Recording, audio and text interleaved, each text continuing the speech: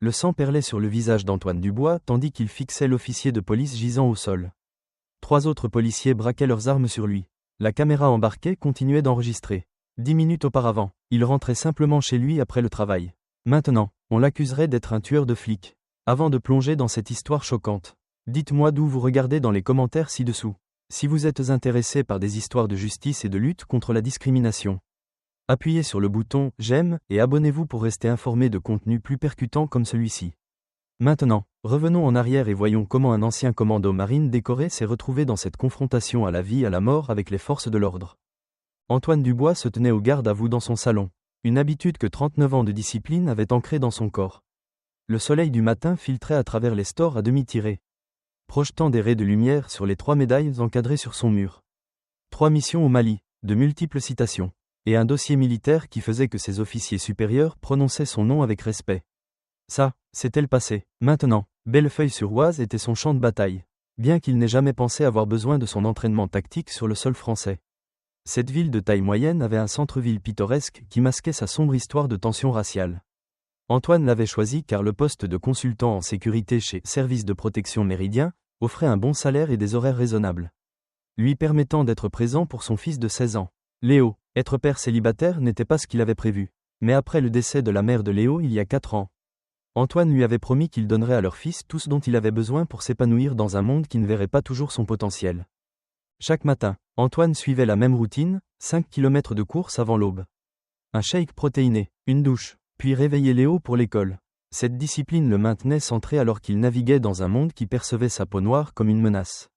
Malgré le drapeau national fièrement cousu sur son ancien équipement militaire. Pas plus tard qu'hier, une femme avait serré son sac plus fort quand il était entré dans l'ascenseur au travail. La semaine dernière, un vendeur l'avait suivi dans chaque rayon. Il y a 3 jours, une voiture de police l'avait talonné sur 6 pâtés de maison avant de finalement faire demi-tour. Ces micro-agressions quotidiennes étaient des balles d'un genre différent, celles pour lesquelles son entraînement de commando n'avait pas préparé. Le temps d'Antoine en tant que commando avait aiguisé ses sens pour détecter le danger bien avant qu'il ne se matérialise. Il pouvait lire le langage corporel comme la plupart des gens lisaient des panneaux d'affichage. Repérer les incohérences dans des environnements que d'autres manqueraient, et contrôler sa respiration pour réaliser des tirs impossibles. Ses compétences l'avaient maintenu en vie dans les zones de combat, et maintenant elles le maintenaient vigilant dans un pays qui aurait dû se sentir comme chez lui, mais qui souvent ne l'était pas. Sa modeste berline, délibérément choisie plutôt que le 4x4 qu'il désirait réellement, se fondait dans la circulation. Ses vêtements étaient toujours conservateurs et soignés. Son discours était mesuré et calme, quelle que soit la situation. Tout cela faisait partie de la stratégie de survie d'un homme noir en France avec un fils adolescent à protéger. Malgré tout, Antoine maintenait des liens étroits avec ses anciens coéquipiers commandos. Marc Dupont appelait tous les dimanches. Thomas Leroy et sa femme Marion invitaient Antoine et Léo à des barbecues. Antoine Ruiz envoyait des colis de biscuits faits maison que sa grand-mère insistait mettrait de la chair sur ses os maigres. Ces hommes avaient fait confiance à Antoine de leur vie. Et cette confiance transcendait les préjugés qui semblaient parfois tissés dans le tissu de la société civile. Sur son bureau, une photographie de l'équipe 7. Bras autour des épaules l'un de l'autre. Visages obscurcis par l'équipement tactique. Mais postures irradiant la fraternité inébranlable forgée au combat. À côté, le journal du jour. Le titre clamant un nouvel incident d'usage excessif de la force contre un adolescent noir par la police de Bellefeuille-sur-Oise. Le garçon rentrait de chez un ami lorsque des officiers ont affirmé qu'il correspondait à la description d'un suspect de vol. La description, homme noir. Corpulence moyenne, entre 15 et 20 ans. Le garçon avait été hospitalisé avec un bras cassé et des contusions faciales. Aucune accusation n'a été portée contre lui. Aucune conséquence pour les officiers. Antoine avait fixé ce titre pendant 20 minutes ce matin-là. Son café refroidissant à côté du journal. Il reconnaissait le schéma, l'avait vu se dérouler d'innombrables fois dans d'innombrables villes. Ce qui rendait cette fois différente, c'était que le garçon fréquentait la même école que Léo. Il jouait dans la même équipe de basket. Son fils était devenu de plus en plus silencieux au cours de la semaine dernière. Les épaules tendues lorsque des voitures de police les dépassaient dans la rue. Antoine s'était battu pour son pays, mais maintenant il se demandait s'il devrait se battre pour le droit de son fils d'exister sans peur. Il consulta sa montre, l'heure de partir au travail. Il rangea son arme enregistrée dans le coffre-fort de sa boîte à gants. Légalement possédée, correctement rangée, un autre aspect de sa vie qui exigeait une prudence supplémentaire à cause de la couleur de sa peau. Alors qu'il démarrait le moteur, Antoine ne pouvait pas savoir que la réputation et les compétences qu'il avait construites au cours de 2 décennies de service exemplaire étaient sur le point d'être testées de manière qu'il n'avait jamais imaginée. La guerre rentrait au pays. Le centre communautaire bourdonnait de tension alors que les habitants se pressaient pour la réunion municipale mensuelle. Antoine choisit un siège dans les rangées du milieu, ne voulant pas paraître conflictuel en s'asseyant trop près du devant, ni désengagé en se cachant à l'arrière. L'ordre du jour ce soir était axé sur la responsabilité policière suite à l'incident avec le jeune Mathis Leroy. L'adolescent hospitalisé après sa rencontre avec les officiers de Bellefeuille-sur-Oise. Antoine écouta les membres de la communauté exprimer leurs préoccupations, certains d'une voix tremblante, d'autres avec une colère à peine contenue.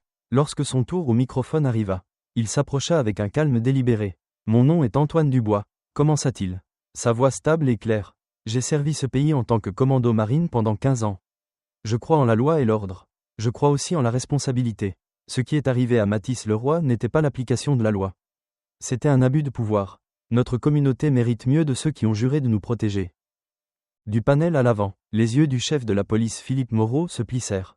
Cet homme blanc de 55 ans avait été le chef de la police de Bellefeuille-sur-Oise pendant près d'une décennie, cultivant des connexions politiques qui le rendaient pratiquement intouchable. « Monsieur Dubois », répondit Moreau, soulignant le « monsieur », comme si le grade militaire d'Antoine ne signifiait rien. « Nous apprécions votre service, mais la police civile est différente des opérations militaires. Nos officiers prennent des décisions en une fraction de seconde pour protéger cette communauté. Peut-être qu'au lieu de critiques, vous pourriez offrir des solutions. » La fausse politesse masquait à peine le dédain dans son ton. Alors que d'autres orateurs prenaient la parole, Antoine remarqua l'officier Julien Mercier le regardant depuis le côté de la pièce. Mercier, un homme blanc musclé d'une trentaine d'années, avait été l'un des officiers intervenants lors de l'incident avec Mathis. À la conclusion de la réunion, Mercier intercepta Antoine sur le parking. C'était un beau discours. « Dubois, dit-il, se tenant trop près, je voulais juste vous rappeler que ce n'est pas le champ de bataille ici. Nous surveillons les fauteurs de troubles. Certaines personnes ne connaissent pas leur place. » Antoine maintint le contact visuel. Sa posture détendue mais prête. « Je sais exactement quelle est ma place. Officier, c'est de défendre ce qui est juste. Bonne soirée. » Il se tourna pour partir, sentant plutôt que voyant la main de Mercier se crisper vers son arme. Un geste destiné à intimider. Le lendemain, Léo rentra de l'école avec une joue contusionnée. « Ce n'est rien, papa », insista-t-il. Mais Antoine reconnut l'expression dans les yeux de son fils. La même expression qu'il avait vue chez de jeunes recrues après leur première fusillade. « Théo Mercier et d'autres gars m'ont coincé après l'entraînement », admit finalement Léo. « Ils ont dit que son père leur avait dit que je venais de lignée de fauteurs de troubles. Je n'ai pas riposté, je me suis souvenu de ce que tu avais dit. » La poitrine d'Antoine se serra d'une familiarité de préparation au combat. Mais il garda sa voix calme alors qu'il pressait une poche de glace sur le visage de son fils. « Tu as bien fait, fiston », riposter leur aurait juste donné ce qu'il voulait. Plus tard cette nuit-là, alors que Léo dormait, Antoine s'assit à sa table de cuisine, nettoyant son arme de service. Une autre routine qu'il centrait. Il y a des moments pour se battre et des moments pour être stratégique, avait-il dit à son fils lors d'innombrables leçons sur la navigation du racisme. La clé est de savoir dans quelle situation vous vous trouvez, maintenant. Il se demandait quelle situation se préparait à Bellefeuille-sur-Oise, au service de protection Méridien. Le travail d'Antoine impliquait des audits de sécurité pour les entreprises locales et les installations gouvernementales. 3 jours après la réunion municipale, il examinait des séquences de caméras pour le bâtiment des archives départementales lorsque quelque chose attira son œil entraîné. L'horodatage indiquait 2h30 du matin. Pourtant les lumières étaient allumées dans des bureaux qui auraient dû être vides. Il zooma pour voir l'officier Mercier escortant un homme en costume coûteux à travers une zone restreinte. L'homme transportait une boîte de dossiers. Antoine le reconnut comme Thierry Lefebvre, propriétaire de Lefebvre Construction, et il se souvint d'un commérage en entreprise, le beau-frère du chef Moreau. Une enquête plus approfondie révéla un schéma. Au cours des 6 derniers mois, plusieurs contrats départementaux lucratifs avaient été attribués à Lefebvre Construction, malgré des concurrents soumettant des offres inférieures. Les permis de construire avaient été approuvés avec une rapidité inhabituelle. Les violations de sécurité avaient été ignorées, et des officiers de la police de Bellefeuille-sur-Oise, en particulier ceux proches du chef Moreau, fournissaient un accès après les heures de travail à des dossiers confidentiels. Antoine trouva des documents financiers montrant des paiements de Lefebvre Construction à une société écran qui remontait à un compte dont Moreau était le bénéficiaire. Ce n'était pas seulement de la corruption, c'était une activité criminelle organisée opérant sous la protection du service de police. La question maintenant était de savoir quoi faire de cette information. Dénoncer mettrait une cible sur son dos et potentiellement sur celui de Léo. Ne rien dire le rendrait complice de la corruption empoisonnant sa communauté. Antoine sécurisa des copies des preuves sur une clé USB cryptée et appela Marc Dupont. « Marc, j'ai mis le doigt sur quelque chose d'énorme », expliqua-t-il, gardant les détails vagues sur une ligne non sécurisée. « Quoi que ce soit, procède avec une extrême prudence », répondit Marc immédiatement. comprenant la gravité dans la voix de son ancien coéquipier. Documente tout, crée des redondances, suppose que tu es surveillé.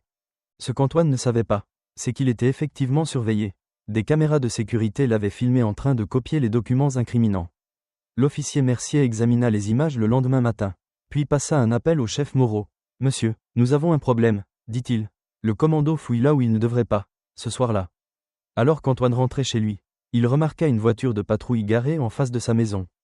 Non pas cachée, non pas approchant, juste faisant sentir sa présence. Les nuages d'orage s'amoncelaient, la guerre l'avait trouvé. Le ballon de basket rebondissait rythmiquement sur le parquet lustré du gymnase alors qu'Antoine regardait Léo s'entraîner au lancer-franc.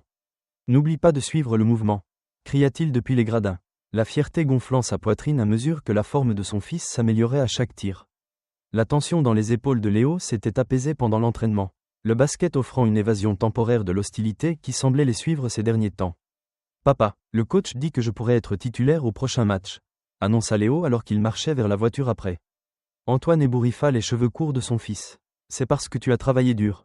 Fiston, je serai là pour t'encourager. » Le sourire de Léo, de plus en plus rare ces jours-ci, était comme un rayon de soleil perçant les nuages. « Tu rentres directement à la maison maintenant ?» demanda Antoine alors qu'il sortait du parking de l'école. « Oui, j'ai ce devoir d'histoire à finir. Tu reviens bientôt ? J'ai juste besoin de déposer quelques documents au travail d'abord. Je prendrai des pizzas en rentrant. » Il ne mentionna pas la clé USB cryptée dans sa poche ni son plan de sécuriser des copies de sauvegarde dans la salle des serveurs protégés de Méridien. Mieux valait pour Léo de se concentrer sur des préoccupations d'adolescent normal, devoirs d'histoire et basket, plutôt que sur le danger croissant qu'Antoine sentait rôder autour de leur vie. 20 minutes plus tard, après avoir déposé Léo à la maison, Antoine s'engagea sur la route du parc, une étendue à 4 voies qui serpentait à travers une zone boisée à la périphérie de la ville. Dans son rétroviseur, il remarqua une voiture de police s'engager sur la route derrière lui. Instinctivement, il vérifia son compteur de vitesse 37 dans une zone à 40 et s'assura que sa ceinture de sécurité était correctement attachée. La voiture de police maintint une distance constante sur un demi-kilomètre. Puis 1 kilomètre. Antoine contrôla sa respiration, gardant ses mains à 10 et 2 sur le volant. Pas de raison de paniquer, juste un flic en patrouille. Puis la voiture de police se rapprocha. Dans son rétroviseur, Antoine reconnut l'officier Mercier au volant. Et quelque chose de froid s'installa dans son estomac. Pourtant, il maintint sa vitesse et sa position dans la voie. Un autre kilomètre passa. La route s'incurva dans une section densément boisée sans éclairage public ni entreprise ou habitation à proximité. Les gyrophares bleus clignotèrent derrière lui. Mais étrangement, aucune sirène ne les accompagna. Suivant le protocole qu'il avait appris il y a des années pour gérer en toute sécurité les interactions avec la police en tant qu'homme noir. Antoine signala, ralentit et s'arrêta sur le bas-côté. Il laissa le moteur tourner. Alluma sa lumière intérieure, baissa un peu sa fenêtre et plaça ses mains visiblement sur le volant. Dans son rétroviseur latéral, il regarda Mercier parler dans sa radio. Puis, sans avertissement, 2 SUV noirs banalisés apparurent. L'un bloquant la route devant la voiture d'Antoine, l'autre se rangeant juste derrière la voiture de patrouille. Ce n'était pas la procédure standard pour un contrôle routier. 4 officiers émergèrent simultanément, se positionnant dans une formation tactique qu'Antoine reconnut immédiatement de son entraînement militaire. C'était une formation d'interception à haut risque, typiquement utilisée pour des suspects armés et dangereux, et non pour une infraction routière de routine. Et chaque officier avait déjà son arme dégainée. Les cheveux sur la nuque d'Antoine se hérissèrent alors que son entraînement de commando criait « Danger !» « Commande vocale activée », murmura-t-il, déclenchant la caméra de tableau de bord cachée qu'il avait installée après de précédents incidents de harcèlement. Le système était conçu pour télécharger continuellement des images vers un serveur cloud sécurisé. Une précaution qui semblait maintenant prophétique. L'officier Mercier s'approcha du côté conducteur, restant soigneusement incliné loin de la vue de la caméra de tableau de bord d'Antoine. Sa main droite déjà posée sur son arme ou holster. Permis et papier du véhicule. Aboya-t-il sans offrir de salut ni s'identifier. Officier Mercier, répondit Antoine calmement. Puis-je vous demander pourquoi j'ai été arrêté ? Il garda ses mains visibles sur le volant. Je ne crois pas avoir fait d'excès de vitesse ni violé de loi de la circulation. Permis et papier du véhicule. Maintenant, répéta Mercier, son ton s'endurcissant. Pendant ce temps, un deuxième officier contourna la voiture jusqu'au côté passager, la main sur son arme. Son positionnement lui donnerait un tir clair sur Antoine à travers la vitre passager. Un autre choix tactique qui envoya des signaux d'avertissement à l'esprit entraîné au combat d'Antoine. Pensez-vous qu'Antoine devrait obtempérer immédiatement ou continuer à demander la raison de son arrêt ? Commentez le numéro 1 si vous pensez qu'il devrait obtempérer pour éviter l'escalade. Ou le numéro 2 si vous pensez qu'il devrait tenir bon et insister pour savoir pourquoi il a été interpellé. Cette confrontation tendue est sur le point de s'intensifier de façon spectaculaire et la prochaine décision d'Antoine pourrait signifier la vie ou la mort. Aimez cette vidéo si vous vous êtes déjà senti injustement ciblé et abonnez-vous pour voir plus d'histoires de courage face à l'injustice. Que feriez-vous si vous étiez dans la position d'Antoine? Sachant que quelque chose ne va pas avec ce contrôle routier? Monsieur, j'ai le droit de savoir pourquoi j'ai été arrêté, insista Antoine. Sa voix calme mais ferme. Je demande également votre numéro de matricule. Il pouvait voir la mâchoire de Mercier se serrer. La tension dans l'air s'épaissit alors que la main de l'officier se resserrait sur son arme. Un autre officier se positionna à l'arrière du véhicule tandis que le quatrième maintenait la distance, créant une position de tir croisé. À cet instant, Antoine réalisa que ce n'était pas du tout un contrôle routier. C'était une embuscade. Sortez du véhicule. Maintenant, commanda l'officier Mercier. Sa voix portant un ton qu'Antoine reconnaissait trop bien, le ton d'un homme cherchant n'importe quelle excuse pour escalader la situation. Antoine resta immobile, les mains visibles sur le volant. Officier, je voudrais obtempérer, mais j'ai besoin de comprendre pourquoi j'ai été arrêté. J'ai droit à cette information. Son entraînement militaire lui avait appris à évaluer les menaces méthodiquement.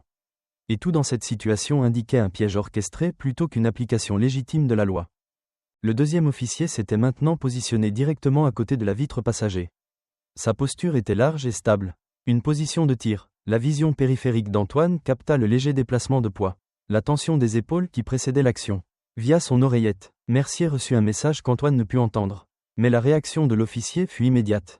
La dépêche signale, sujet armé et dangereux, annonça Mercier à voix haute.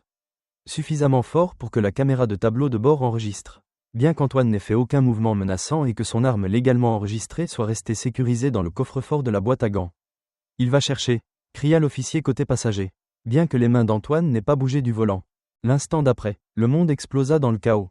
La vitre passager se brisa alors que l'officier tira plusieurs coups de feu dans la voiture sans avertissement ni provocation.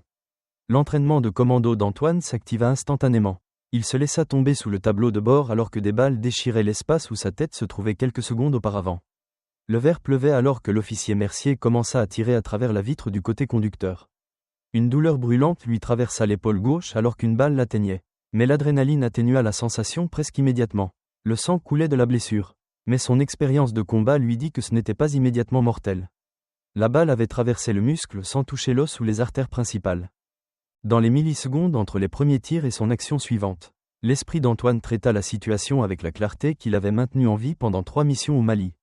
Ce n'était pas un malentendu. Ce n'était pas un officier craignant pour sa sécurité. C'était une exécution, et la caméra de tableau de bord enregistrait tout. Avec des mouvements précis nés de milliers d'heures d'entraînement. Antoine tendit la main vers la boîte à gants, entra la combinaison du coffre-fort et sortit son arme. Les officiers continuaient de tirer, les balles perforant la porte de la voiture et les sièges. Antoine identifia immédiatement le schéma. Il tirait délibérément pour tuer, pas pour incapaciter. Les positions tactiques qu'ils avaient prises reflétaient les formations d'embuscade qu'il avait étudiées et contrées dans les zones de combat. L'officier Mercier hurla des ordres contradictoires. « Montrez vos mains », suivi immédiatement par « Ne bougez pas », créant une situation impossible où toute action ou inaction pouvait être considérée comme une non-conformité et justifier une force létale. Un souvenir traversa l'esprit d'Antoine, une embuscade similaire près de Tombouctou, où son unité avait été menée dans une zone de tir par des forces locales prétendument amies. Il avait reconnu le piège alors, tout comme il le reconnaissait maintenant. Le sang coulait dans son œil à cause d'une coupure sur le front où le ver volant l'avait frappé. La douleur dans son épaule s'intensifia alors qu'il manœuvrait dans l'espace confiné de sa berline. Dehors, les officiers continuaient leur barrage, apparemment insouciants du manque de couverture ou de résistance de leur cible. Cette surconfiance créa la petite fenêtre dont Antoine avait besoin. Avec une précision fluide, il riposta, non pas dans une décharge paniquée de balles, mais par des tirs soigneusement placés visant des cibles non létales. Sa première balle atteignit l'officier Mercier à la cuisse, le faisant s'effondrer derrière la portière de la voiture. La seconde toucha le trottoir près des pieds d'un autre officier, le forçant à reculer en catastrophe pour se couvrir. Antoine n'avait pas survécu à 3 missions en étant prévisible. Du kit d'urgence sous son siège, il attrapa une grenade fumigène militaire, un souvenir de ses jours de service qu'il avait gardé par sentimentalisme, mais qui servait maintenant un but tactique. Il l'activa et la jeta par la vitre passager brisée. Une fumée blanche dense s'échappa, obscurcissant la visibilité alors que les officiers tiraient à l'aveuglette dans le nuage. Utilisant la fumée comme couverture, Antoine se glissa par la porte côté conducteur et roula sous la voiture, puis rampa rapidement vers la zone boisée derrière le bas-côté de la route. Les officiers, supposant qu'il fuirait en avant ou en arrière le long de la route, avaient laissé cette voie d'évasion relativement non gardée. 15 ans d'entraînement au mouvement nocturne le guidèrent silencieusement dans le sous-bois dense. Sa respiration contrôlée malgré la douleur lancinante à son épaule. Derrière lui, il pouvait entendre Mercier crier dans sa radio, « Officier blessé. Suspect armé et dangereux. Coup de feu. Toutes les unités. Répondez ». Le fort récit était déjà en construction. En quelques minutes, des voitures de police avec des gyrophares clignotants et des sirènes hurlantes convergèrent sur les lieux. Les équipes de télévision locales ne tarderaient pas à arriver. Antoine savait exactement comment l'histoire serait présentée. Homme noir enragé attaque la police lors d'un contrôle routier de routine. Son passé militaire serait cité comme preuve de son danger pour la communauté. Et non de son service. Sa blessure pulsait alors qu'il s'enfonçait dans les bois, utilisant les caractéristiques du terrain pour masquer ses mouvements, tout comme il l'avait fait dans des territoires hostiles à l'étranger. L'amère ironie ne lui échappa pas. Ses compétences avaient été perfectionnées en protégeant les intérêts français à l'étranger. Et maintenant, elle le maintenait en vie dans son propre pays, chassé par le système même qu'il avait juré de défendre. La perte de sang devenait une préoccupation. Il avait besoin d'attention médicale. Mais les hôpitaux seraient le premier endroit que la police surveillerait. Alors qu'il naviguait dans l'obscurité, Antoine activa le téléphone sécurisé qu'il gardait pour les urgences. « Marc, c'est Antoine », murmura-t-il lorsque son ancien coéquipier répondit. « La situation a dégénéré. J'ai besoin d'une extraction et de soins médicaux. » Marc Dupont, comprenant immédiatement, répondit avec l'efficacité qui avait fait de lui l'un des meilleurs planificateurs tactiques des commandos marines. « Envoie des coordonnées d'une maison sûre. Soutien médical en attente. Reste en vie, mon frère. » Antoine continua de se déplacer à travers les bois, son épaule blessée protestant à chaque pas. Il était maintenant un homme sans pays, un vétéran décoré étiqueté tueur de flics, un père séparé de son fils, un citoyen à qui la protection de la loi était refusée. Mais il était aussi un commando entraîné à accomplir la mission contre des chances impossibles. Et sa nouvelle mission était claire, survivre, protéger Léo et exposer la vérité. Alors que des sirènes lointaines hurlaient et que des hélicoptères commençaient à tournoyer au-dessus, Antoine disparut dans l'ombre, ne laissant derrière lui que des taches de sang et des douilles de balles pour raconter l'histoire d'un héros français contraint de devenir un fugitif dans le pays pour lequel il avait risqué sa vie. Les bois offraient un sanctuaire temporaire alors qu'Antoine se déplaçait avec la furtivité de l'entraînement. Chaque pas étant soigneusement placé pour minimiser le bruit, malgré l'urgence qu'il traversait. Des années d'entraînement aux opérations spéciales l'avaient préparé à l'évasion derrière les lignes ennemies. Mais il n'avait jamais imaginé que ses compétences seraient nécessaires en France. À 8 km de chez lui, le sang continuait de s'écouler à travers ses doigts alors qu'il maintenait la pression sur sa blessure à l'épaule. La balle avait traversé proprement le tissu musculaire, manquant l'os et les artères principales. Une blessure que l'on pouvait survivre, mais qui nécessitait un traitement rapide pour prévenir l'infection et une perte de sang supplémentaire. Utilisant la mousse sur les côtés nord des arbres pour maintenir son orientation, Antoine parcourut 3 km à l'est à travers le terrain densément boisé, s'éloignant de la présence croissante des forces de l'ordre sur la route du parc. Des radios de police crépitaient au loin. Leur transmission portée par l'air nocturne, suspect armé s'est enfui dans les bois. Ancien militaire, tiré à vue, officier blessé, le récit fabriqué se répandait déjà. Il devait le contrer avec la vérité. Depuis une position dissimulée sous un chêne tombé, Antoine activa de nouveau son téléphone sécurisé, cette fois pour vérifier le téléchargement de la caméra de tableau de bord. La confirmation arriva immédiatement. Chaque seconde de l'embuscade avait été capturée et cryptée sur des serveurs distants auxquels ni la police de Bellefeuille-sur-Oise ni le chef Moreau ne pouvaient accéder. Mais les preuves seules ne le protégeraient pas maintenant. Il avait besoin d'alliés, de ressources, et surtout, d'un plan pour assurer la sécurité de Léo. Les coordonnées de Marc Dupont menaient à une cabane de chasse abandonnée à 16 km de Bellefeuille-sur-Oise. Après 3 heures de mouvement prudent, s'arrêtant fréquemment pour surveiller ses environs et éviter les patrouilles de recherche, Antoine arriva à la structure patinée, presque cachée par la végétation envahissante. À l'intérieur, il trouva Marc l'attendant avec une trousse médicale et une expression grave. « Ils disent que tu as ouvert le feu sans provocation », dit Marc, aidant Antoine à s'asseoir sur une chaise et coupant le tissu imbibé de sang autour de sa blessure. Le chef Moreau a tenu une conférence de presse il y a 30 minutes. Ils ont tous les policiers de 3 départements à tes trousses. Antoine grimaça alors que Marc nettoyait la plaie avec un antiseptique. C'était une tentative d'exécution. Marc, pas d'avertissement, pas de motif. Ils ont tiré les premiers. Plusieurs officiers. Position coordonnée. Ce n'était pas un contrôle routier qui a mal tourné. C'était un coup monté. Les mains de Marc restèrent fermes alors qu'il suturait les plaies d'entrée et de sortie. Son expression s'endurcissait à chaque détail qu'Antoine partageait. En tant qu'ancien commando lui-même, Marc reconnaissait les descriptions tactiques d'une embuscade préméditée, pas d'une action légitime des forces de l'ordre. Tu as remué un nid de frelons avec ce que tu as trouvé, observa-t-il, appliquant des pansements compressifs. La vidéo de la caméra embarquée est notre atout. Mais nous devons la jouer stratégiquement. La diffuser trop tôt et ils prétendront qu'elle est truquée. Trop tard et le récit s'ancrera contre toi. Les pensées d'Antoine se tournèrent vers Léo. Mon fils est déjà pris en charge, assura Marc. Thomas et Antoine surveillent ta maison. Dès l'arrivée de la police, ils ont aidé Léo à s'échapper par l'arrière. Il est avec la femme de Thomas maintenant.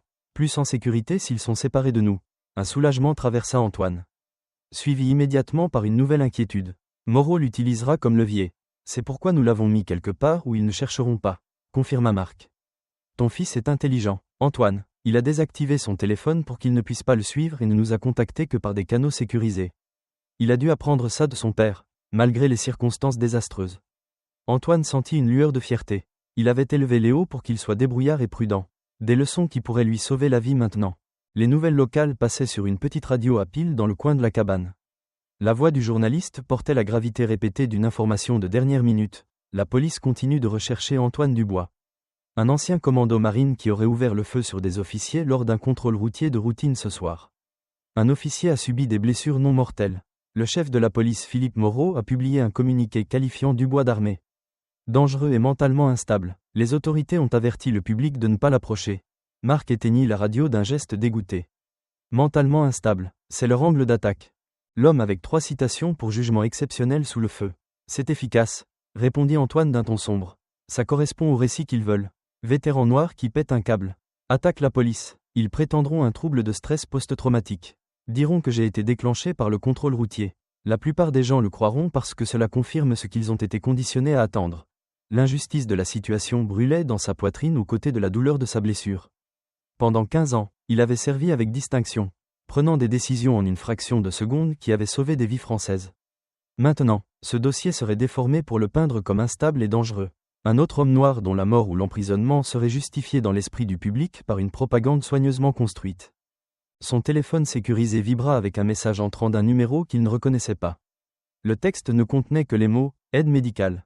Protection communautaire, 2 heures, et une adresse dans le quartier à prédominance noire de la ville neuve. Marc haussa un sourcil. Réseau souterrain. Antoine hocha la tête. Chaque communauté confrontée à la brutalité policière en développe un. Des gens qui ont vécu la même injustice, formant leur propre système de protection lorsque les canaux officiels leur font défaut.